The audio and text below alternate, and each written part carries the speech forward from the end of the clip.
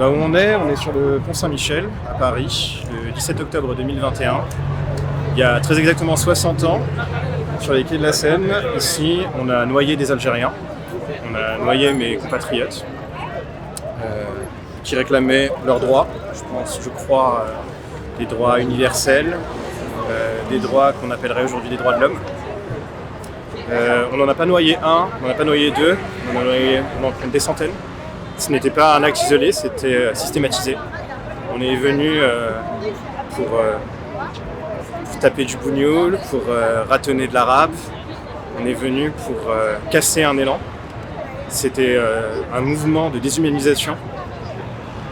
C'est quelque chose qui me parle aussi aujourd'hui quand on parle de violence policière, quand on parle en tant que jeune Algérien en France. On est à quelques jours, semaines, je ne sais plus trop, d'une déclaration du président Macron qui, auprès de jeunes Algériens, qui a fait scandale dans l'opinion algérienne. Si vous voulez, la réaction officielle ou bien du gouvernement, ça a vraiment touché beaucoup d'Algériens, de citoyens ordinaires, qui ont été très touchés par cette déclaration qui niait notre histoire, qui niait la souffrance algérienne. Et c'est pour ça aujourd'hui que je crois qu'on est là, en plus de la date symbolique des 60 ans. J'ai l'impression que la France ne veut pas regarder ce qui s'est passé. Et quelque part, cette manière de désystématiser, on a beaucoup essentialisé cet acte à la personne du préfet Papon. Le préfet Papon a été salué par son action.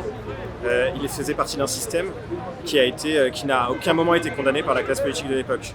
La colonisation tout entière n'est pas le fait de quelques hommes, mais bien de la République française.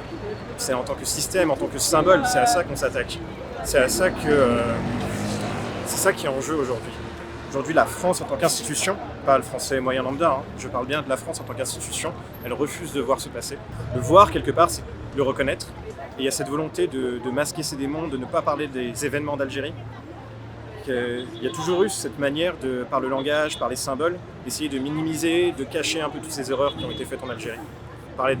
Dès la colonisation, on parlait de mission civilisatrice. On parlait d'aller éduquer ces barbares qui ne savaient pas lire et écrire. Ensuite, on parlait des événements d'Alger. Aujourd'hui, on parle de l'action du préfet Papon.